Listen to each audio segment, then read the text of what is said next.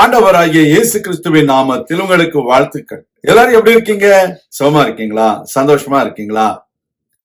இந்த நாளிலும் ஆண்டவர் கொடுக்கிற ஆசீர்வாதமான வார்த்தை யோவான் 5:14.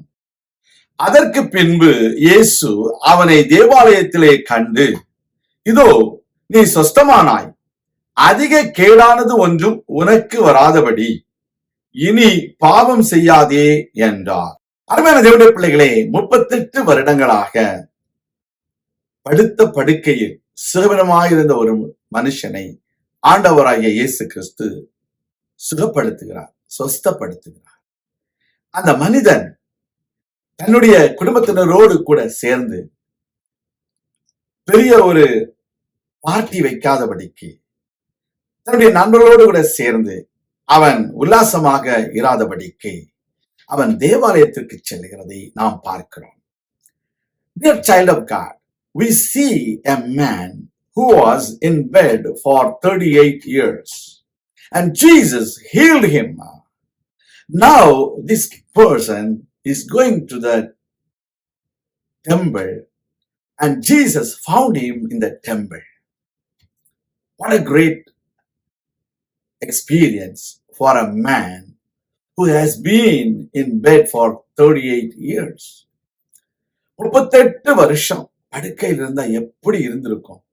1 மாதம் 2 மாதம் படுக்கையில் இருந்தாலே டாக்டர் சொல்றாங்க, பிசியோதெரப்பி செய்தாதான் காலு பலமா இருக்கும், காலு நடக்க முடியும், இல்லைன்னா ரத்த ஓட்டம் இல்லாம காலு அப்படியே பலனற்று போய்விட்டது என்று சொல்கிறார்கள். ஆனால் இந்த மனுஷனும் ஆண்டவருடைய சுகத்தை பெற்றதுனால அவன் நேரடியாக தேவாலயத்திற்கு போகிறதை பார்க்கிறோம்.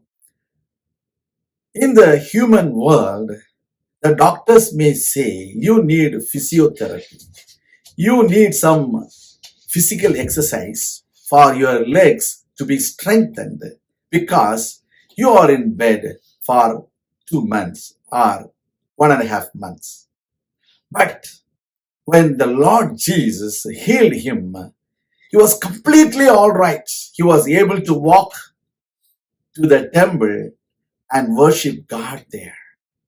Now, Jesus is advising him, do not sin anymore so that you will have more trouble in your life. நீ உனக்கு அதிக கேடு உண்டாகும்படிக்கு மேற்கொண்டு பாவம் செய்யாதே என்று ஆண்டவர் ஆலோசனை கொடுக்கிறதை பார்க்கிறோம். நம்மன்னா என்ன சொல்லியிருப்போம்? ஆண்டவரே, நான் எவ்வளவு நல்லவன், நான் சுகமடைந்த உடனே வீட்டுக்கு கூட போகல, நான் நேரடியா ஆலயத்துக்கு வந்திருக்கிறேன், நீங்க எனக்கே அட்வைஸ் பண்ண தொடங்கிட்டீங்களா அப்படின்னு நம்ம கேட்போம் இல்லையா? அவன் அப்படி கேட்கல. அவன் ஆண்டவரை இயேசு கிறிஸ்துவை அறிந்து கொள்கிறான், இவர்தான் இயேசு என்று அறிந்து கொள்கிறான். அவன் நேரடியாக போய் இயேசுவை குறித்து யூதர்களிடத்துல சாட்சி பகருகிறான். What a great man is this. He did not go back to his house, but he went to the temple. When Jesus advised him not to sin anymore, he took it as a wisdom of God in his life. He did not argue with God. He did not say, I am not a person like what you think. I am a good person, that is why I have come to the church. Why do you say that I should not sin anymore so that I will not have more problem in my life? No, I will not do that. You don't need to advise me.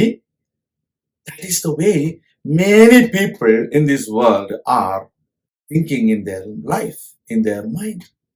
But this man, he went out and testified about Jesus to all the Jews who were there. That is what God expects from us. We need to go out and testify our Lord Jesus Christ in the midst of the people. நாம் எல்லா மக்கள் மத்தியிலேயும் ஆண்டவராகிய இயேசு கிறிஸ்துவை குறித்து சாட்சி பகர வேண்டும்.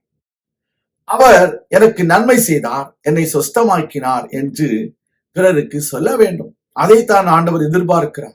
இன்றைக்கு நீங்களும் நானும் நல்ல சாட்சியுள்ள வாழ்க்கை வாழ கர்த்தர் நமக்கு உதவி செய்வாராக. நான் உங்களுக்காக ஜெபிக்கிறேன். எங்கள் அன்பின் ஆண்டவரே, நாங்கள் உம்முடைய ஆலோசனையை கேட்டு உமக்கு சாட்சிகளாக வாழ எங்களுக்கு நீர் உதவி செய்திடணும். நாங்கள் அதிக கேடு ஒன்றும் எங்களுக்கு நேரிடாதபடிக்கு நாங்கள் மேற்கொண்டு பாவம் செய்யாதபடி எங்களை காத்துக்கொள்ளும்.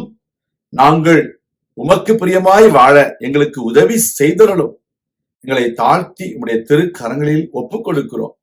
இயேசு கிறிஸ்துவின் நாமத்தில் ஜெபிக்கிறோம் எங்கள் நல்ல பிதாவே, ஆமேன்.